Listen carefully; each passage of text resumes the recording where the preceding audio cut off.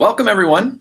My name is Justin Reich, and I am the faculty instructor for launching innovation in schools. And I'm incredibly grateful to have the opportunity to welcome you to the new 2018-2019 cohort of this course.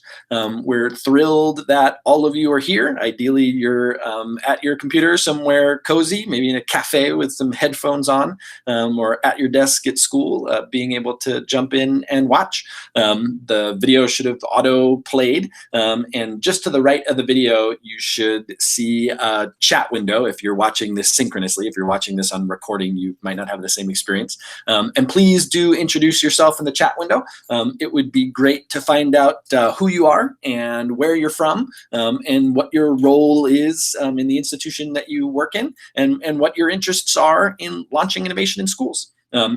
You'll get some of this in the course, but while you all are here, I'll tell you live, one story of the background of this course, which is when I was a high school history teacher starting in 2003. I taught in a classroom that had one-to-one laptops. We had these orange and blue clamshell MacBooks, this really beautiful old form factor. And it was incredibly exciting to be in a room with wireless connectivity, and my students being able to connect with each other and connect with people in the outside world, and us to both be consuming information from all these great archives and national museums that were producing new online resources, and to be able to share what we were learning out with the rest of the world. So soon after that, I started this consultancy with a guy named Tom DeCord called EdTech Teacher, which works with schools and districts to help them leverage technology in student-centered, inquiry-oriented ways. And one of the things we found visiting lots of schools is that it was almost always the case that when schools made big adoptions of technology, that there were a handful of people that were doing really, really cool things, transformative things in your classroom, stuff that you'd walk in and the hairs on the back of your neck would stand up. And it was much, much less common that you would see whole systemic change, that you would see entire schools, entire faculty really changing the way they teaching and learn. But it happened in a few places. So a lot of what I've been interested in for the last 10 or 15 years is like, what happens in the schools where people collectively get together, take on new ideas, take on new initiatives, and those lead to substantial changes in how people do their work as educators. What are the particular characteristics of those schools that seem to be best at learning and growing and changing and taking on new things? And when I started in this work, the innovation that I was most interested in was new technology investments. But I've certainly come to learn and explore a lot more about all different kinds of innovations and different curriculum and different organizations and different pedagogies, whatever it is. What is it that makes something that's new, that's introduced in a school, go from being just something that sort of touches a handful of people to something that really leads to scaled systemic change? That's in a sense my own personal experience that led me to do the research and inquiry and work with schools that led to this course. Really fun to see people from all over the world joining us, from Cape Town, from Nigeria, from Denmark, from the Netherlands, from Finland. Really, really great to have you all here, whether you're just getting ready to go to bed, having tucked your kids in, or if you've just woken up this morning to be able to join us. If you have questions as we're going along, please feel free to put them in the chat, and we'll try to respond to them as we go along. The course was co-developed with my colleague Peter Senge. Peter has written a number of books about innovation broadly and about innovation in school settings. His most famous book here is The Fifth Discipline, which is a really fabulous resource. As we're all very jealous, it's sold 1 million copies. My books have not sold 1 million copies, but Peter's have.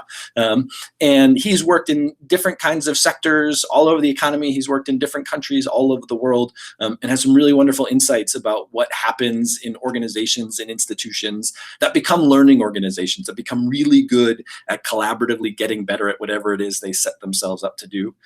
Peter had a lot of emphasis in the design of this course, particularly in the third unit, around working together through ups and downs and having people figure out how to collaborate with one another through the friction that is inevitably caused by change. He has a second book, all these are linked in the course somewhere, called Schools That Learn, that I also recommend. Most of Peter's books after his first one were written as collaboratives. Lots of people working together to write chapters about how they've taking ideas from the fifth discipline or about learning and innovation and bringing them into school settings or other kinds of settings. So there's great sort of theory and ideas and practices from Peter, and there's lots of great on-the-ground examples as well. These are all the kinds of well springs of experience that led us to create this course. And what you'll find as you explore the course is that we follow this sort of cycle of launching innovation in schools. We think about how we bring people together around ideas they care about, how we form communities where we build off the strengths and values of those communities as we're trying to do new and innovative things to improve teaching and learning for students. We think about refining a vision and getting to work. How do you go about taking the range of ideas that people have in the community and putting some guardrails around them so that people can work together on a specified set of things? And how do you get started right away? That one of the things that we push away from to some extent is the notion that the way change happens is that a bunch of people have a long series of committee meetings and then they come up with a strategic plan. The strategic plan unfolds over a lot of years. The way that we'll encourage you to think about innovation in this course is how can you get whoever is in your circle of influence, whoever it is, whether you're a classroom teacher, teacher leader, a library media specialist, a principal, a superintendent, whoever you are, there's some folks in your community that you have some influence over. How do you work with them to try something new? And we're going to encourage you to try that something new in the midst of taking this course, not as a thing that you do afterwards, after you've learned about innovation and change leadership. But the way to learn innovation and change leadership is to start working on these ideas in the course. You and your colleagues come from 128 different countries. As you can see, a sample of them represented here. We're trying something new with this course. We've run Launching Innovation in Schools twice before. And when we ran it before, we sort of released content once per week. And we tried to encourage everyone to move at kind of roughly the same pace as we've done with lots of our other courses. This is the first course that we're running as kind of an entirely self-paced experience. Self-paced experience. One of our strongest recommendations to you is that if at all possible, we'd encourage you to find a learning circle of people in your local institution, in your local environment to take this course with. Find 2 or 3 or 4 or 20 different people in your school, in your organization that can be partners with you in taking this course, and then work with them to kind of set a schedule so that you can sort of take it together with each other, spending some of your time independently doing some of the online things, spending some of your time independently in your organizations, working on these change projects, but then getting together somewhat regularly to be able to meet with each other, reflect on what you're learning, provide each other support and feedback and motivation to stay focused on the course, even as the busyness of school impedes on your calendars. We have a facilitator's guide that's in the course, and the facilitator's guide will give you a whole series of suggestions about how to recruit people into your learning circles, generic emails that you can copy to invite people into your learning circles, potential agenda for your meetings together and so forth. One of the core theories of this course is that really the way change happens, even big change, often starts with small groups of people getting together and trying to implement things, not necessarily with the full permission of the rest of the organization, but creating these prototypes that can help create an imagination in an organization for what's possible. And we want you to be able to do that in this course with the support of others. Now, if you end up taking the course by yourself, we're also delighted to have you, and that's terrific. But if for any of you who can form a learning circle, we'd really encourage you to do that and to think about how your learning circle can sort of set up a schedule for themselves in this self-paced course. We really want to know who you are, and for instance, some of you might be colleagues of mine from Champlain College, like Josh Blumberg in Burlington, Vermont, and others of you will be further afield. The more we know about you, the better we can continue to tailor and refine the courses to be able to serve you. So we have a pre-course survey that you'll find in the courseware, and we really encourage all of you to take that pre-course survey, share a little bit about your interest. There'll be a similar survey at the end, so we can get some sense of what people are learning and how their ideas are changing and so forth. So we'd encourage as many of you to take that pre-course. We would encourage all of you, not as many of you, all of you to take the pre-course survey. We'd also encourage you to introduce yourself in the forums. You'll meet not only your other colleagues who are there. I was just looking at this morning, and we have introductions from I don't know, a good few dozen folks already from Australia and from India and from Vietnam and from Peru and Ohio, Texas, Kansas, Mexico, Chile, Brazil, Arizona, Michigan, Dubai, France, all over the world, which is really great. We also, wait, I have to go back to my notes. The other people that you'll meet in the forums are the other folks who with me that help facilitate this learning experience. So you'll meet Liz Huttner-Lone, who's the captain of our MOOC ship here at the MIT Teaching Systems Lab, who is instrumental to the design of all of our courses and keeping all of our heads straight with all the different things that we're trying to do. We have two new instructional designers who are working with us and who will be working with and learning alongside you, Kelly and Abby. Kelly comes to us from HBX, which is Harvard's business school online initiative. And Abby was an online English composition teacher at a university nearby here and worked with research in universal design for learning. And we managed to steal her away to come and work with all of us.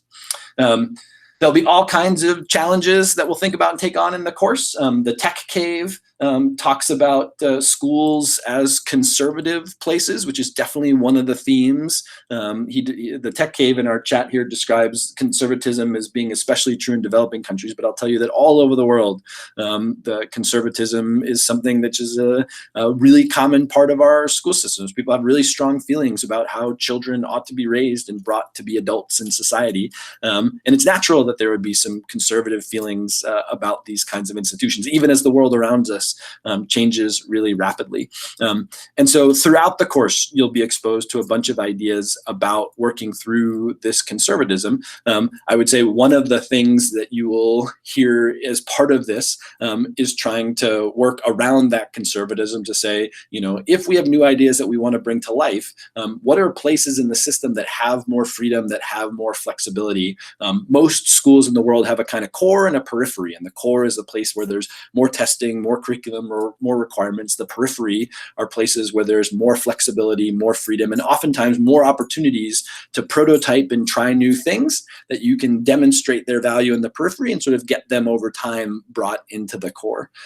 Some of what we'll talk about is how we directly engage with folks who have questions about our ideas around innovation, and how do we incorporate those ideas and strengthen them from those questions? How do we work with people who are sort of actively resisting? You'll hear in one of the fireside chats, Peter describe many folks in education as patient pragmatists, as folks who see a lot of things come and go, and they want to evaluate innovations and see some value in them before they join in and take part at them. And so part of what we'll talk about is how to be able to engage those patient pragmatists, how to bring in some of the people who initially were conservative and resistant, and how to make them enthusiastic evangelists for new ideas. And then there's some other folks in the forums as well who have some other ideas to share with you in the chat window on the right here. And so I think that's great that, you know, just like we in the course will have a bunch of ideas about tackling some of these challenges, you definitely will find that you learn as much from each other as you do from anything that Peter and Liz and I and our colleagues have to offer. We also, I should introduce our community TA who already introduced himself, Paul Schubrook, who's been a participant in many of our online courses and is a wonderful educator in his own right, and is going to be someone who's helping us stay on top of the forums and be in touch with all of you, give you feedback, facilitate you giving each other feedback throughout the course as we're working along. We're always interested in ways that we can take the courses that we're building and make them more widely accessible, and to have them reach out to more people, engage more folks, engage in larger conversations. So for those of you who use social media, we would encourage you to share some of the learning and some of the work that you're doing on social media. We have a Facebook page, which will make sure that you all get emails and links within the courseware. And we have a Twitter hashtag, which is LIISMOOC, Launching Innovation in Schools MOOC. If you haven't tried Twitter before, this might be a great time to create an account and give it a try as a way of connecting with other educators and having an online professional community that can sort of pair along with your learning circle and local communities at home. Let's see. Joshua asks, Joshua talks to us about the work that he's doing in South Africa, launching innovation programs in 10 rural schools. Those seem like great places to start learning from what you're doing and so forth. The Art of War says he or she took another one of our courses, Design Thinking, and really enjoyed it, which is great. This course that you're taking now is part of a series of courses. The two that we already have available are Design Thinking for Leading and Learning, which will relaunch in March, and then Envisioning the Graduate of the Future, which will have another run in April. And in January, there's a new course that we're going to be launching around competency-based education, the what, why, and how. So lots of ways for folks to be learning with us in really intense ways or in more casual ways, just about all year long at this point, which is great. You can also follow us on Twitter using our handle, which is @MOOCSTSL. So MOOCSTSL is a new account that we're going to be using for the Teaching Systems Lab to talk about our MOOC work. And we'll be tweeting things that we're excited about. We'll be sharing some of the best work that other folks are doing and trying to help keep each other in touch, keep us all connected with each other online. This is also a way that if there are other people in your communities who are using social media to connect with one another, that we can have the learning that we do inside the course start to ripple and spread out to folks who are on the edges of our community. Great. Those are some of the sort of main ideas that we wanted to make sure that we shared from logistics to get you started. We are really excited to stay in touch and stay connected with you. Please post questions and ideas and things that you have in the forums and on Twitter throughout the course. My Twitter handle is @BJFR. My full name, if you wanted to know, is Blair Justin Fire Reich, which is why it's BJFR. And I'm usually pretty active on Twitter and can respond to questions or thoughts or other kinds of conversations that are going on. In past courses, we've had folks who've done a really good job of taking little snippets from the course, putting them online as images or as other kinds of links or things, and make them more widely available.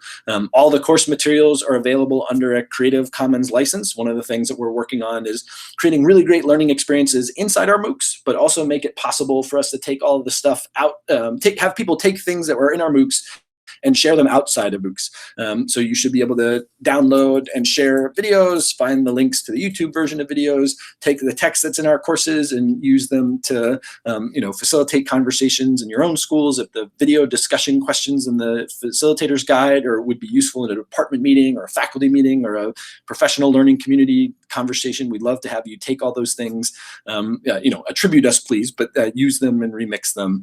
We want the materials that we make in this course to be as useful as possible for you to take out and use and change leadership work with your colleagues.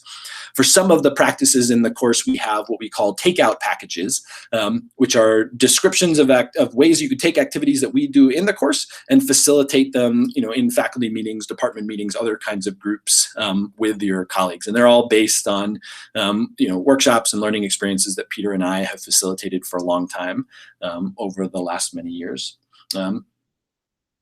Good. Lots of, if other folks have questions or things that you want to know more about taking the course, or suggestions for how best to take the course, either from me or some of the other folks who it sounds like we've got some real veterans and experts of online learning, please feel free to share your questions and your other ideas in the chat window, and I'm happy to try to respond to those as we're going along here. One of the things that we know about successful online learners is that they show great self-regulated learning strategies and great metacognitive strategies. And you might want to think about, as you're starting this course now, how you're going to carve out the time and space to be able to do all the work and the activities inside the course. One thing that I recommend is for folks to go to their calendars and throughout the rest of the semester each week, carve out some time that you won't schedule other things over, that'll be specifically devoted either to doing the online work of this class, which you can do anywhere in your pajamas at night and those kinds of things, but also some of the things we'll do throughout the semester is we'll ask you to start conversations with your colleagues, start conversations with students, try new things in your classrooms, try new things in the departments that you work with, and sort of scheduling some time now for that kind of work will make it easier for you to persist in the future. Finding friends who are taking the course with you is a great thing. It can also be helpful to find friends who are not taking the course with you but are willing to ask you about it every week or two, and to help keep you on track with some social accountability as well. I think that's most of what we wanted to be able to share with you to get started. We're incredibly excited to learn with you throughout the rest of the fall. We'll try as best we can, given the lots of people who are in the class from all around the world, to be responsive to your questions and suggestions and ideas and so forth. One of our favorite things about these courses is our chance to learn from you. So we hope throughout the course you'll be really excited to share the stories that you've had of successes and failures, of challenges and new opportunities, to tell us about the things that you're trying and doing, and help us understand what you're learning, because we're constantly learning alongside our colleagues. Good. Frederick asked a question about how are you going to test different approaches, which I assume means approaches to innovation, but he can clarify if he wants. And there's a unit in the course that's called Measuring Progress and Adjusting, which will give you some sense about how to think about what's working and what's not working. Paul asked a great question about how experiential learning can be incorporated into MOOCs. And for us, the answer to that is that there's a certain amount of experiential learning that you'll do on the platform with us. We hope that it's not just listening to people talk, but it's chatting with each other, it's trying some activities. But the main thing that we'll do throughout the course is that in every unit, we're going to be asking you to go back into your school, back into your environment, your institution, and to try new things. And our sort of target learner is kind of a K-12 teacher, leader, principal. But if you're a consultant, if you work in higher education, if you work in some other sector, you'll be very clever and figure out how to adapt these assignments to your own local context. But the way that you can make this experiential is to take the ideas that we have. We're going to encourage you to bring those ideas into the world and try things, and then to come back to the forums and to our Twitter chats and online and report back on what you're learning and how things are going and what your challenges are. Allison said, is there a goal amount of time that we should try to set aside? So we tried to make the course so that it would take about 2 hours a week. Sort of 2 prep periods is kind of what we had in mind. So that would be a good starting point. I think people who start really ambitious projects, those projects are going to take more time than that. Hopefully that doesn't just feel like course time, but that feels like time doing the work that you feel like you need to do anyway.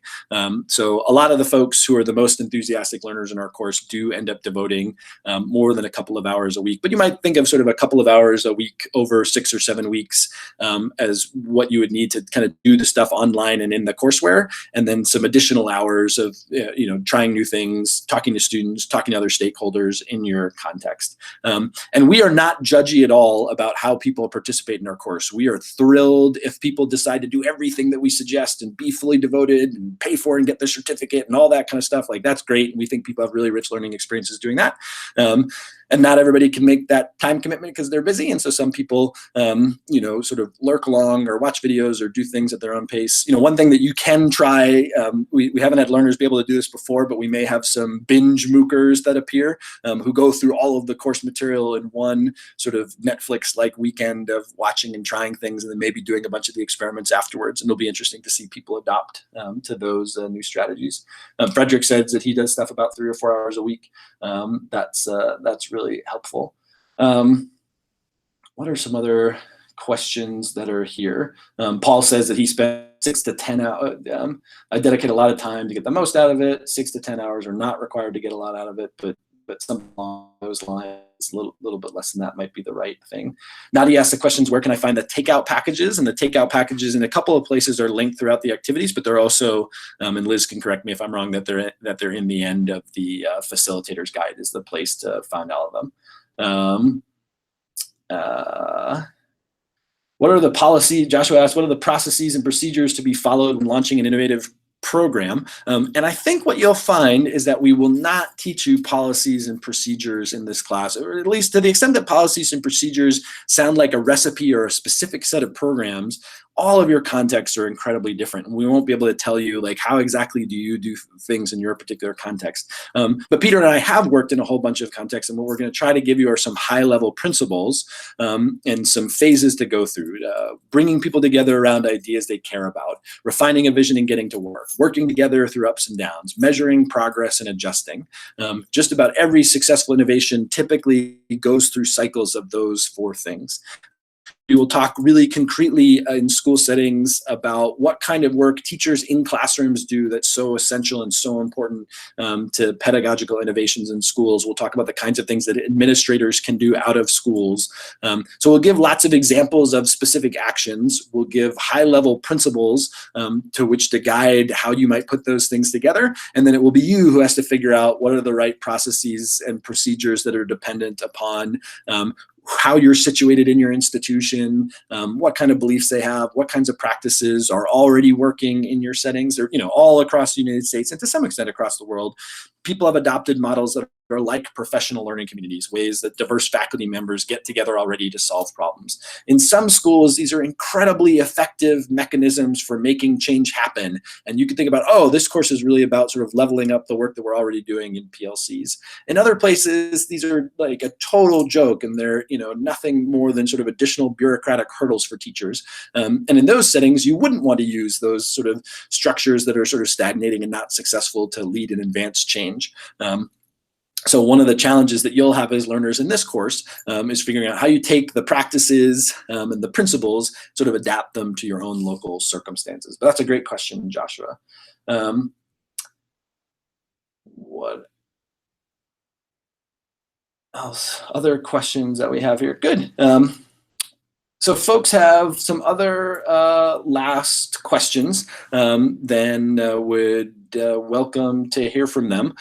Otherwise, we're super grateful that you took a half an hour this morning to chat with, or half an hour this evening, depending upon where you are, or afternoon, to spend some time with us and to get excited about the learning that we can do together. I hope you all will connect with each other in the forums, connect with each other on Facebook. I hope one of the things that you hear most from us, in addition to the logistics of here's a little bit what the course is like, we encourage you to be in a learning circle, we encourage you to carve out some time right now so that you have the time and space in the future to be able to invest in this kind of learning, and hopefully something that you find really rewarding and nurturing for you in your professional capacity. But the other thing I want to emphasize is just we learn so much from our students, our learners who participate in this every semester. There's so much you have to learn, not just from us, but from all of your other colleagues who are trying interesting things all around the world. And so I hope you'll invest as much time in the forums and online connecting with one another as you do listening to the things that we have to share. Thanks everyone for all of your contributions. We'll leave the chat forum up for a little bit if some people have some last minute questions that they want to be able to share. And otherwise, we just wish everyone the best of luck this fall semester, wherever you are, and best wishes for joining us in the course. And we're thrilled to have you as part of our community and looking forward to learning alongside you. So thanks everyone so much for joining us today.